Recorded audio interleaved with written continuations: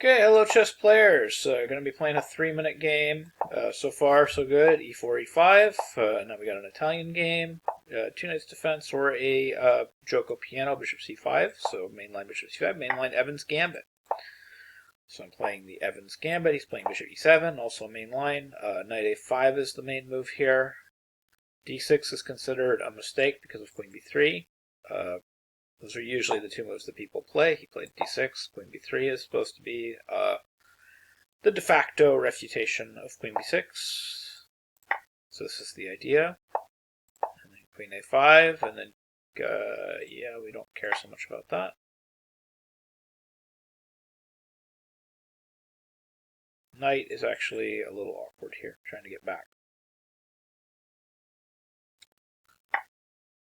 Yeah, he's spending a lot of time thinking about this stuff. I'm like a little less concerned.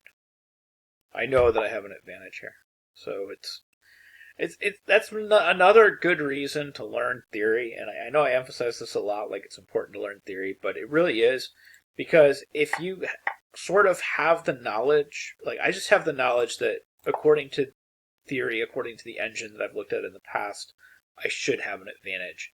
And just knowing, that you should have an advantage in a position like this is really helpful. Not guessing about what the assessment is, just knowing, white should be a little bit better here because you knew that d6 was bad because of queen b3. And this isn't like new theory or anything. You don't need stockfish to figure this stuff out.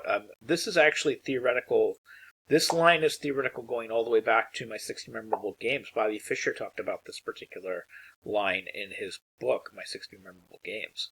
So this isn't anything, you don't have to know, like, the latest games or anything like that. I mean, just read, like, some old game collections. My 60 Memorable Games by Bobby Fischer goes over these types of positions.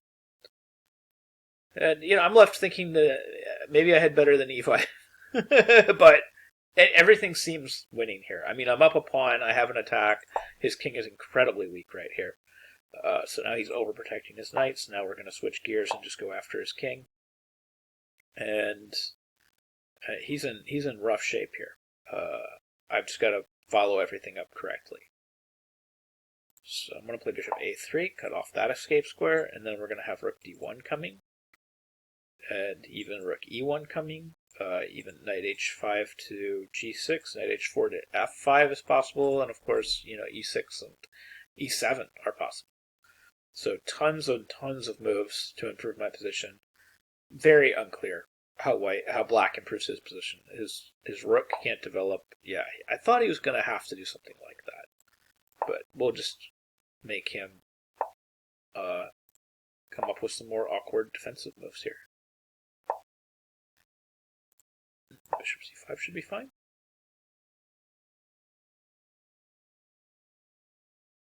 You can play e7 coming next.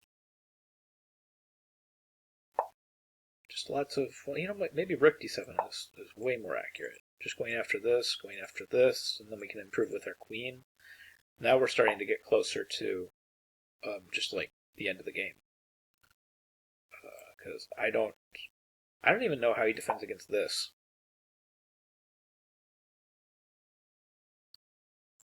G5 maybe? Because the bishop is actually holding the f8 square. So rook h7, that was what you came up with. Okay.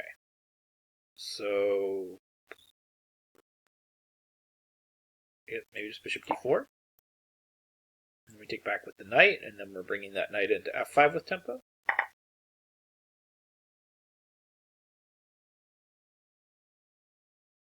Does he have knight d4? I guess he does, but does it help him? Okay, because we're still going to take with the pawn. He still has this rook on h7. This pawn is one square away from queening. I mean, I even have just takes is fine. And then takes. It's not the fanciest solution, but it should work. Yeah, let me just go here. He can blockade it, yep. Just make lift for my king. Yeah, and this is like a winning endgame for me. I'm still up a pawn. I'm up 2 pawns, but he's got to take one of them, so then I'll be up 1 pawn. So even with that stuff, it didn't really, even with the added kind of mistakes from me or whatever, it really did not help him very much. I'm fairly positive I made some mistakes too. But there's no, long term, there's nothing here.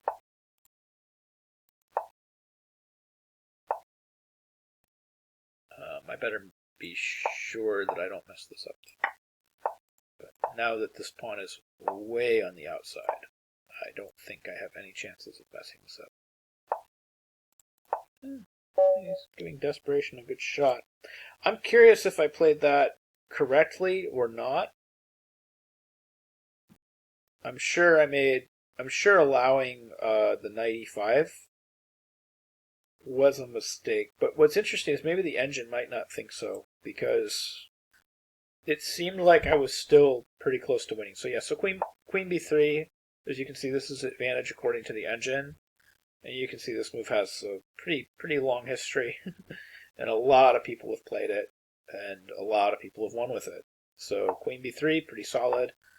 According to the engine, I didn't have any blunders, so we'll see if allowing knight e5 was considered a mistake. So queen a4.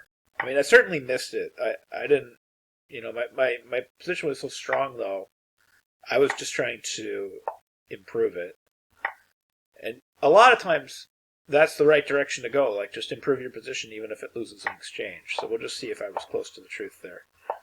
I didn't like e5 after the game. Let's see, did the computer... The computer liked it. It thought e5 was best. I thought maybe I had more, like just something different. I don't know what, though. Queen e4 was correct. Yeah, I'm +4 here. Bishop a3 was a mistake, but okay. Rook ad1 was correct. e6 was correct. Bishop c5 was correct. Rook d7 was correct. Wow. Queen d4. Oh, that was the move. Queen d4 and you just win the bishop on b6. Yeah, you threaten mate and you win the bishop. I played queen g4, rook h7, and then I played bishop d4, and then he played bishop d4, and then queen d4 was better. Knight d4 was not great because it allowed knight e5, but the computer didn't even consider it a mistake because it doesn't change the assessment. That's what I thought. So knight e5, queen f5 is not as good as queen h3. Okay, and that does change the assessment. So queen f5 was a mistake. Takes.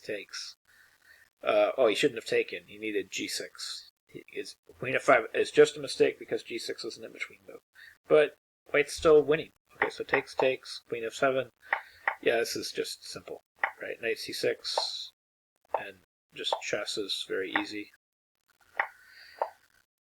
Yeah, I mean, you're not saving this endgame. So the computer the assessment never budged because you just can't save it. You're down that clean pawn. Yeah, easy enough. Okay, well, anyways, hopefully that was instructive, at the very least, in the way that you meet this move. Pawn to d6, just queen b3, advantage white, and we've known that for a very long time. We've known that since the 60s. So anyways, hope you found this video helpful. Hope you learned something new about chess. Hope you can use these ideas in your own games. Thank you very much for watching.